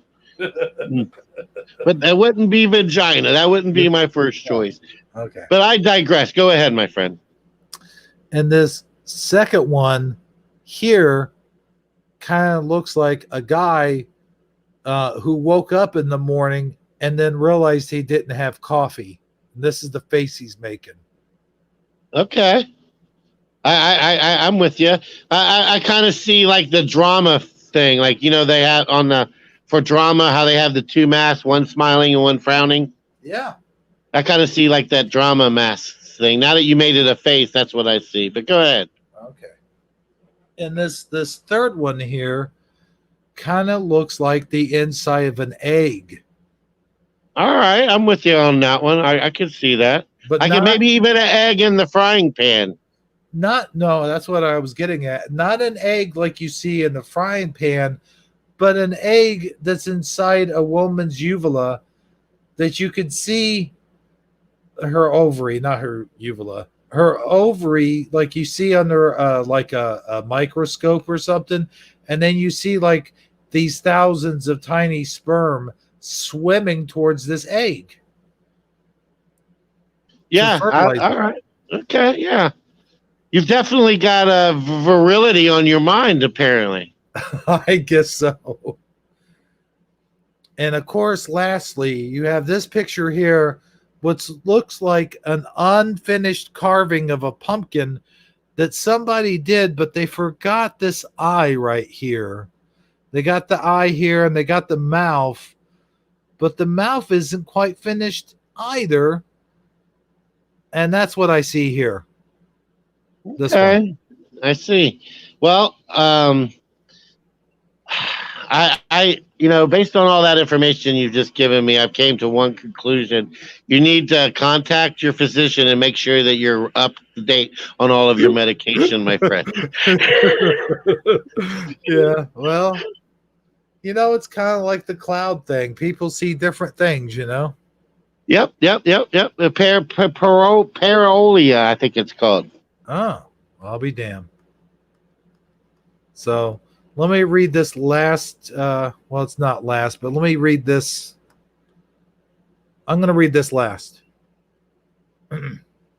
Our results are new and exciting, it says. This is the first high-resolution view of a population of fuck Arby's, and Hubble reveals that 5 of them are localized near on a galaxy spiral arms, said lead author Alexandra Mannings.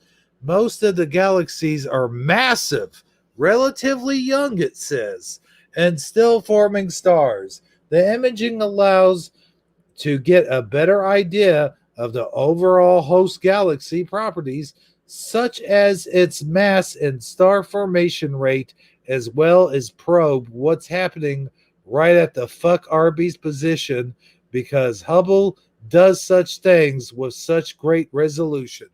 Thank you. And there you have it. There's our second article of today.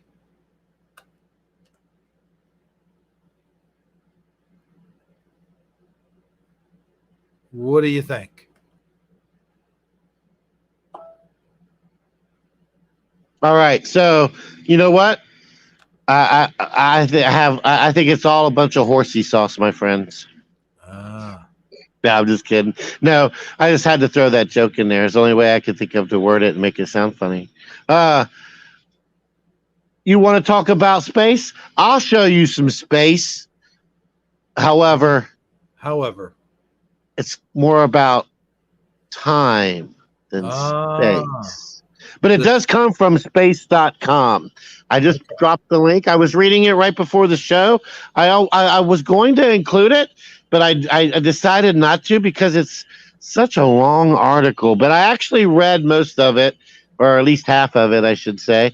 And there's a couple key points that I'd like to look at. So since you went ahead and shared that, I thought I'd go ahead and share this. And it's called "How Does Time Work?" Can you? I think you're not clicking on the actual link, No, but not. You're right. Hold on. Let me click. No, that's. Hold on. Where is the actual link? did I not actually send it? Hold on. I think you just sent the picture. Okay, well, let me try again. That does happen on occasion. Mm-hmm. So. All right. Okay. Now I think we're no. The link is above it now. It's in between the two images. All right. Space, the final frontier. You have to click on the actual words. Yeah. There we go. Okay. And I noticed Keith's dad hasn't showed up. I hope he's okay. I'm sure he's fine. He'll probably be with us next time. Oh no! All right, cool. You're good. You're good. All right. Yeah, it seems like I've seen this before, like on the Curiouser and Curiouser thing or something. This image. It is an image that comes out quite often in our Mandela community, so to speak. Yeah. So I guess it's just stock art or whatever. So, but all right. So go ahead and scroll down a little bit. I'm going to read that first paragraph because it kind of sets the stage a little bit. But go right to where you can't see the picture. Yeah, that's where I'm at, sir. Okay. All right. Just making sure. All right. So when considering time, it's easy to quickly get lost in the complexity of the topic. Lost in space. Yes. Sorry, yeah, and no, you're fine. And I totally agree with that statement. That is the problem with these kind of topics is it's so complex of a thing. It's easy to get lost in the weeds. You know what I mean? Oh yeah. Time is all around us. It's ever present, and it's the basis of how we record life on Earth. It's the constant that keeps the world and the solar system and even the universe ticking, you might say. Civilizations have risen and fallen. Stars have been born and extinguished. And our one method of keeping track of every event in the universe and on Earth has been comparing them to the present day with the regular passing of time. But is it really a constant? Is time really as simple as a movement from one second to the next? You know, I think that's a yes and no answer. And let me try to explain why, just on this particular theory alone. The time being constant. Time in and of itself may be constant. I'm not saying it is or it isn't, okay? But I don't think we experience it on a constant. Sometimes time seems to go by so fast, and other times it seems to go by so slow. And it's not, I mean, yeah, when it's 5 minutes from, you to get off of your shift at work, obviously that's going to be a slow moment.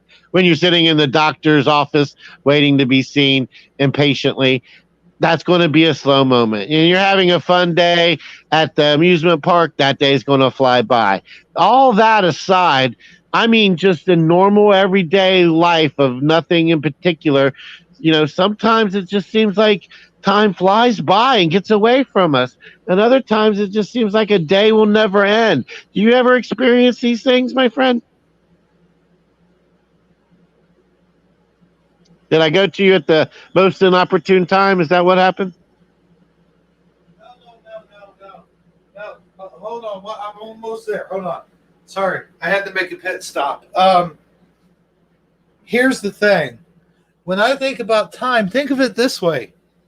Let me ask you this question. when you're driving to a destination and it's a place where you kind of wanting to get to, does it seem like the voyage getting there seems to take to be quicker? Like it seems to be quicker to get there than it does seem to be getting home when you're going back home. That's a perfect example, because the drive there, unless you're driving erratically different, like in a different vehicle or taking a bus or something like that, if you're driving the same vehicle, taking the same route, and driving at roughly the same miles per hour on average, it should seem like it takes the same amount of time. And on the clock, it does. But in real life experience, it takes so much longer. That's a great example, because if you go by the clock, it may have took the exact same amount of hours, but how long it took in your mind was so long. And that's exactly the point I'm trying to make. It's not whether or not time varies, it's our experience. And I don't know if it's because we're being more aware of the time that it seems slower, or if it's because we're impatient. I mean, I get all of those things, but it really just does seem like we can experience time in different rates. But even if the time itself isn't changing. Does that make sense? I know it doesn't, but I think that's the point we're trying to say. Yes. It totally makes sense. And it also, I see it this way. As I get older, it seems like time seems to speed up. I'll give you an example of what I mean. When it's summertime and I'm looking forward to summertime, it's summertime, and it seems like as soon as we get into June, like May is still kind of spring, but as soon as you actually even get into June, before long you know it, it's September and you've already passed summer. Like it seems to happen within a matter of weeks. And then next thing you know, it's Christmas. But then after Christmas, like you go from January to about March, it seems to take forever for winter to get over. Like you're waiting for that winter, like that bitter coldness. Like I know you don't experience so much bitter coldness in Florida, but you still have winter, I'm assuming. And it seems like that winter just takes a lot longer to end and get to summer, but summer is always speeding up. And as you get older, it's a lot different. And the other example I will give you real quick, and then I'll let you have the floor, is that when you are a child and you're growing up, it seems like time is slower and you're moving at a pace that is less rapid. And then as soon as you hit the adult years, it seems to accelerate between the ages of 30 and 55. It just accelerates a lot quicker than it did when you're a child. Does that make any sense? No, I think you're kind of exposing another angle of it. As you get older, it seems like you experience time, and you how do I say it? It seems like you get better at how do I say it? When you're as a child, it seems like time is a lot more fluent, like malleable, like it has a lot more extremes. Like you have weeks and months that just seem to fly by instead of just days or hours. And when you get older, you're more, it seems like, I don't know, maybe it's just me. I shouldn't speak for everybody, but in my personal experience, as I've gotten older, it seems like I've became more perceptive of I'm more mindful and perceptive of the time now. So I I'm keeping a better gauge on it, you might say. I've got a, and I notice it in fluctuation. I have days when I'm sitting here feeling like I'm having days that just won't end. Sometimes it's 2 or 3 days in a row, but then like I have Groundhog's Day. Yeah, but then I have a stretch of days that just kind of fly by. But the thing is, I notice it. I'm mindfully realizing that it's happening as it does.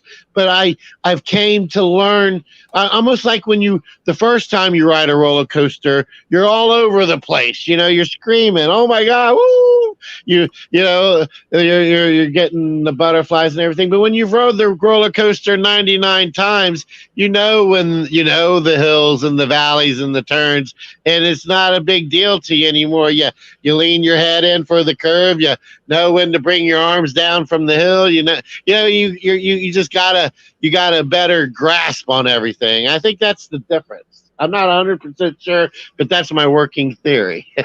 I've got to address a thing that was said in the chat by Rave Darius, I think it is. We'll just call him Rave. Rave says, several questions shall be asked. That was the first thing. And I want to play this clip for them real quick. I want to ask you a bunch of questions. And I want to have them answered immediately. I thought that was an appropriate thing. And also, they have a really good comment here that I want to expose. All right, let's hear it. Since when you are younger, everything is wonder. Things just pass by. Everything is new, and that's how it goes. The older you get, the more attention you get towards the stuff you already know. Yeah, I mean, that's almost pretty much the same thing I just said, but just in slightly different words, slightly different take on it. But I'd say we more agree than disagree. I wasn't done with the article, though, if you wouldn't mind bringing it back up. Yeah, I know. We just, we're talking. Yeah, I definitely didn't want to spend more time reading it than talking about on this particular one, because it's kind of the article is kind of dry scientific stuff, and then we add the inherent actual real person attitude toward it, so to speak. Of course. So where were you? I'll remember when I see it. I just can't see it on the screen yet. Oh, okay. Am I not sharing? You're definitely not sharing. I'm sorry. Okay, there we go. All right. See here. I'm going to go from right here. All right. 13.8 billion years ago, the universe was born. And since then, time has flown by to the present day, overseeing the creation of galaxies and the expansion of space. But when it comes to comparing time, it's daunting to realize just how little time we've actually experienced. Earth might be 4.5 billion, that's billion with a B, years old, but modern humans have inhabited it for around 300,000 years. So 300,000, okay? So let's say 1,000 is 10 generations, right? Okay, I'll go with that, sure. 100 years a generation, right? Approximately, give or take, just rounding, okay? So that would only be 30,000 generations. That's not really that many. I mean, that would only be 30,000. I mean, that's 1,000 times 30. That's not that long. It really isn't. No. All right. So that's just 2.002% the age of the universe. Feeling small and insignificant yet. It gets worse. We've experienced so little time on Earth that in astronomical terms, get it? Astronomical, we're entirely negligible. Okay? So in the 17th century, okay, we're going to skip the history lesson. Now scroll down. if you don't mind, sir. Give me just 1 minute.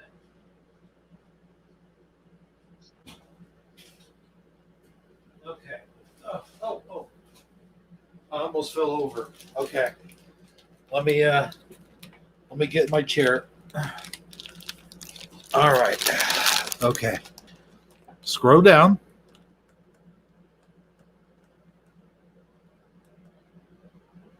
Is that where we're at? Yeah, we'll go with the no, keep going. There's a point I want to make here, and none of this is really talking. Okay, let's just go with right here.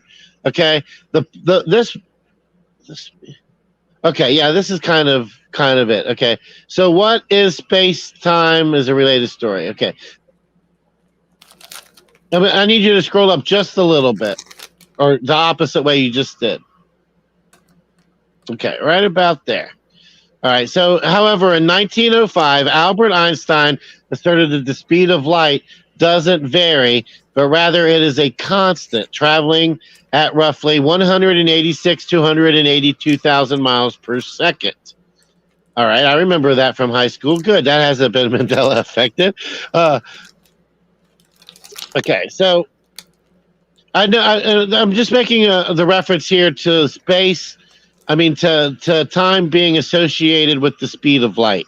They say that as you get closer to the speed of light, that time may actually stop, right? That's the theory. I'm sure you're familiar with it. Yes? Oh, yeah. And then if you exceed the speed of light, you may actually go backwards in time, is the theory, correct? Yeah, that's where they get the theory of how time travel would work. Yes, that's one of the many theories on time travel. Okay, so this posed a problem.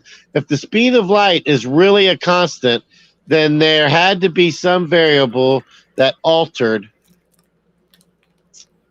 over large distances across the universe. With the universe expanding and planets and galaxies moving on a galactical humongous scale, something had to give to allow for these small fluctuations, and this variable had to be time, so they say. All right, now let's scroll down. I want to get to this other part, and then I'm done. I'm sorry it's taking so long. Hey, no problem. Okay, yeah, keep going. Okay, let's see. Go back up just a little bit. You went a little too fast for me. I'm sorry. All right, right here.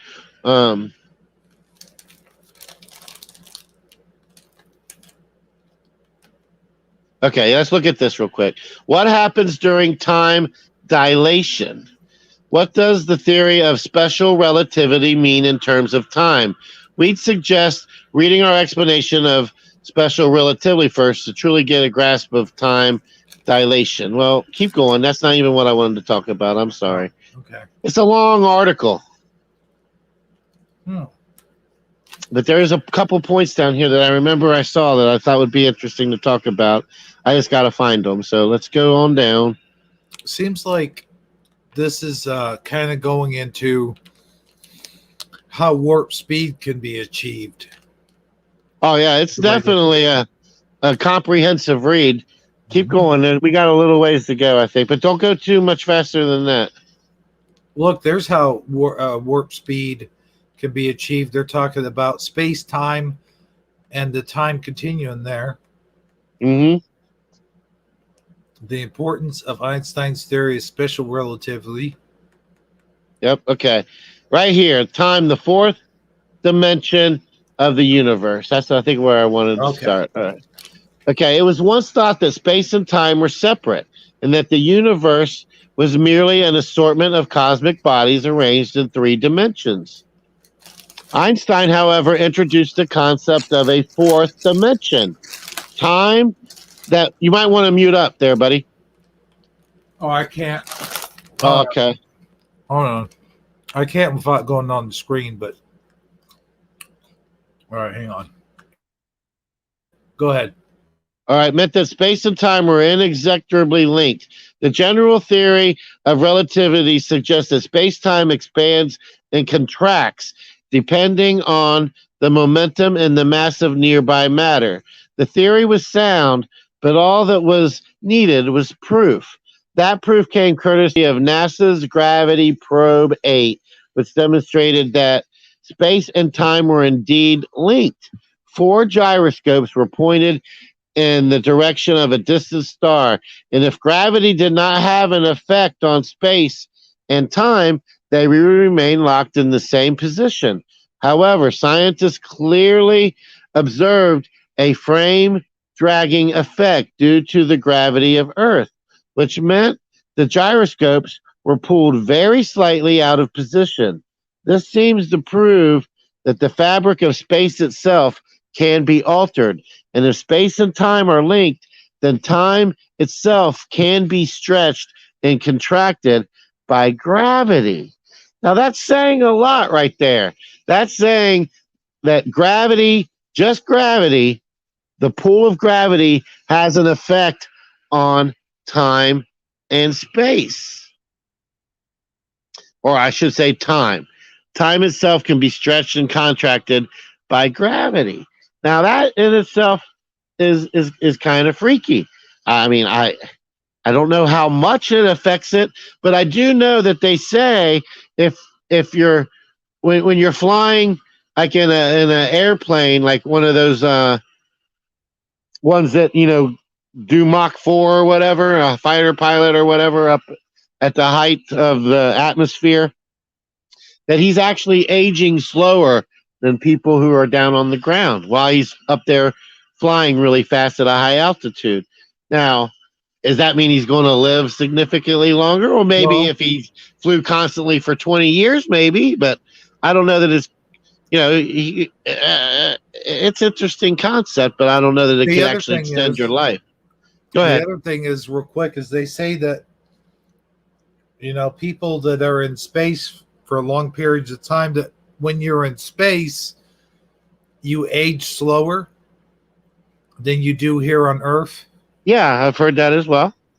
So I just wanted to bring that part up as well. Yeah, I'm not sure what the point is about being in space making you age slower, but I do know that when you're traveling at a high speed, you're aging slower. Well, I think it had something to do with gravity. Oh, yeah, the space and gravity link. Yeah, you're right. Okay, yeah, okay. All right, go ahead and scroll there. There's another part that I want to get to. Hopefully I haven't missed it.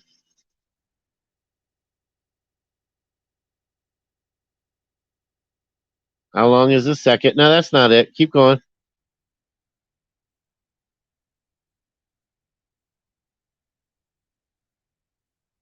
All right, atomic clocks are the most accurate keeper of time. All right, keep going. I guess I missed it. Go back up into the main article there. Let's see if I can find it.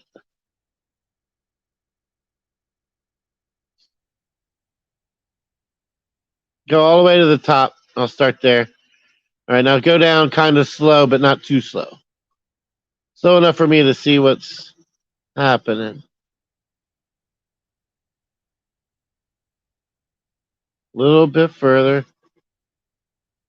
It's got to be around here. Oh, yeah, go up again. You went too far. Okay, right here, I think is. I think this is the part I wanted to. I think this is the part I wanted to say, and after this, I'm done with it. Okay. Can you hear me? Okay. I assume you can. It was ultimately Einstein's theory that not only believed to be the truth, but also proven to be entirely accurate. In October 1971, two physics named J.C. Half and Richard Keating set about proving its validity. No, that's not what I wanted to read. I guess it's just lost, man. I'm not going to be able to find it. But it was talking about the two theories of time. And one of them was the expansion of the universe, and then they had another theory that they wanted to talk about, and I don't see I don't see it, so I guess it's just not there. All right, well, that's that, man. Let's see what Chad has to say. Oh, wow, we've got some new questions. All right, cool. We'll cover those questions. Let's see here. Wasn't there? Hold on, I'm going to mute up. You answer them. All right. Let's see here. Wasn't there years ago an experiment of time travel by using G forces and atmosphere? I think I recall that. Yeah, I think I recall something about that too. I don't remember all the specific details, but I do know what you're referring to. But I don't recall exactly what. But I do remember the G forces being a factor as well. I'm going to look more into it. And I'll give you guys a full or better report on a different show when I'm more prepared. I should have just went with my instinct and saved this last thing for a different show altogether. I feel like I've led us down a kind of haphazard rabbit hole. I wasn't fully prepared to traverse just yet. So no, I think you did a pretty good job. I mean, I would like to read some of that article on our next show as well when we do a Star Trek show, because it covers a lot of Star Trek-ish type stuff like the space-time and anti-time, and I see a lot of stuff on there of falling through a wormhole. I see some stuff on there about how to travel through a wormhole and stuff like that. So I think that would be an interesting topic for another show, if you will. Yeah. Couldn't agree more. So with that being said, I think we had a good show, man. Oh yeah, Friday night Follies. On a Saturday night, we should do this more often. I think so. Yeah, we had a lot of good viewers, which include I'm just going to call this person Rave, System Failure 2, Michael Fontaine. Michael Fontaine. I was hoping Keith's dad would pop in when we said Michael Fontaine. Connie Jo Wood. Of course, we had bone-breaking action where wrestling is real. Michael Badger. Chobin Schwing was here as well. And let's see here, scrolling up. I know we've had a few lurkers because, we've had 7 or 8 people that was watching while we were talking when we started the show. But that's all I see for right now. So maybe they got confused and thought that this was an old broadcast. So they didn't show up. They'll go, I'll just watch it later. It's an old broadcast.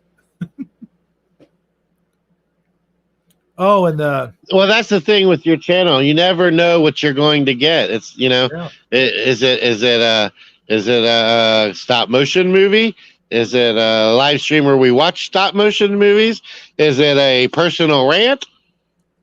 Is it a Mandela effect, or is it a live stream? Is Sadji there? Is Keith Stads there?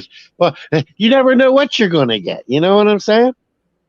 Yeah, I think Rave may be a friend of Keith's dad. I think that's who, he says never trust on Keith doing the expected. That's or true. That's a Keith's dad's alter ego account or alter account, and he's trolling us. No. I think that's a friend of Keith's dad. I've seen them on the program before. Oh, okay. Well, I was just throwing it out there for fun. I don't really have a. All right. Wait, I have a thing here. Hold on. Let me check the thing. All right. Oh, wait, that's just you. Never mind. But I do have a special message from Michael Lindell, who does want us to sponsor his pillow product. So here we go. Here's Michael Lindell with a small commercial, and then we'll end the show after that. Here we go. Hey everybody, this is Michael Lindell reminding you that Taco Tuesday is sponsored by MyPillow. That's right, MyPillow is a good old-fashioned American product. You can lay your head on it, you can sleep on it, you can cuddle with it, and it's guaranteed to give you the best sleep of your life or your money back guaranteed. This is Michael Lindell saying, please buy my products. They pulled most of my products from the shelves, but you can still find them at Walmart, Target, and other retailers, and even online at michaellindell.mypillow.com. Buy a MyPillow today. Thank you. You know, even he's confused of what day of the week it is. Well, yeah, I mean, it's this whole time thing, man. It's this whole time thing.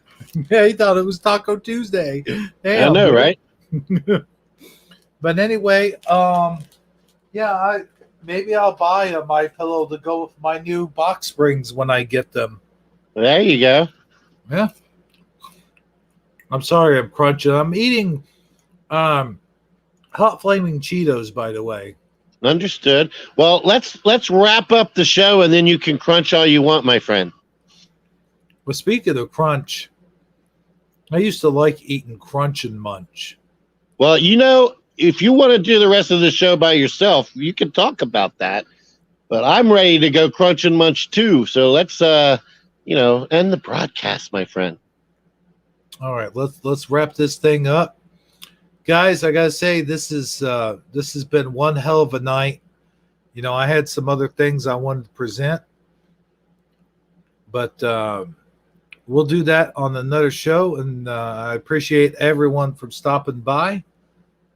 And we'll see you guys the next time we see you. What's your final thoughts, Saji? I'm right there with you. I do want to thank everybody for stopping by. Everybody from to Rave, to Miss Connie Joe, Michael Fontaine, Tobin Swing, System Failure, all you guys, all the lurkers out there. Appreciate each and every single one of you. Really wouldn't even be any fun to do it if we didn't have you guys. So thank you for showing up week in and week out. And that's really all I got, my friend. I hope that everything goes well for you so that we can start resuming our regular schedule here in the near future. And until then, just be patient and know that we will be back as soon as we're able to. And I don't know. I had a good time doing this with you. I'm glad you called me this evening, encouraged me to get on here and do it with you. I feel a lot better. Yeah, sometimes this going live thing is kind of therapeutic for me. So yeah. With all that being said, though, you listening to you crunch those things made me extremely hungry. So I can't wait to get off here and go get me a snack myself, my friend. I see. Yeah, I knew that would happen. That often does happen, especially when we talk about food around here. So with all that being said, I'm glad that Rave could join us. They are, in fact, they have confirmed, by the way, that they are Keith's dad's friend. And so from everyone here at Friday Night Follies on the Saturday, this has been Hebrew 77, along with good old Sagittarically Speaking, saying good night, our friends, and you are our friends, by the way. And we'll see you next time. Do-do-do-do.